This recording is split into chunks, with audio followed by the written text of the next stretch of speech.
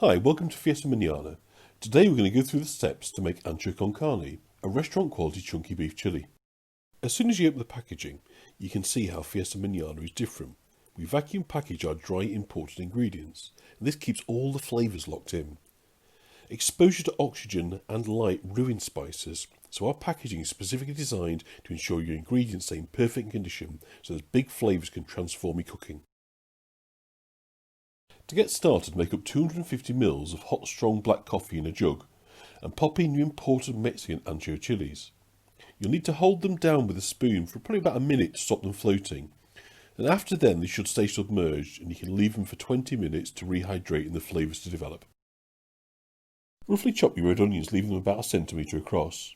Add a couple of tablespoons of oil to a casserole dish or a heavy large pan with a lid. Add the onions and shake over the contents of spice pack number 1. Stir everything together and cook gently for 5 to 10 minutes to soften the onion. Make sure you stir it frequently to ensure the spices don't burn. I've got 2 regular supermarket green chilies here, but to regulate the heat I'm just going to use 1 for now. So chop it up finely, and then when your ancho chilies have rehydrated you can chop them too. Make sure you remove the stalk and then roughly chop the anchos. You might need to capture the coffee that runs out. Pour this into the pan for great flavour. Add your chilies to the pan with the contents of spice pack number 2. Stir it up with a splash of the coffee and cook for about a minute. Next, add your tinned tomatoes and the remainder of the coffee. Stir it up together and then add in the meat. You need to make sure there's enough liquid to fully cover the meat. Now if you want to add a little more, a good trick is to rinse out your tomato tins with a little trickle of water so you can add flavour as well as liquid. Bring it all up to a gentle bubble, then put the lid on and leave it for an hour. After an hour, give the chilli a stir to make sure nothing's sticking. If it is, turn down the heat a little and use a spoon or spatula to scrape the bottom of your dish so it doesn't begin to burn. Pop the lid back on and leave for another hour.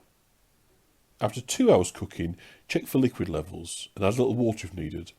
This is fine, so on with the lid and leave it for another hour. Dice up your red peppers into big chunks, and after 3 hours cooking time, add them to the chilli with the rinsed and drained kidney beans. Stir it all up nicely, then leave to cook for a final hour, but this time with the lid off. So after 4 hours your chilli is cooked, and your kitchen should smell amazing. Give it a taste, and if you think it needs it, add a second fresh chilli. You can use this in so many ways, but why not try oven warmed tacos with shredded iceberg, chili cheese and sour cream. Enjoy your meal.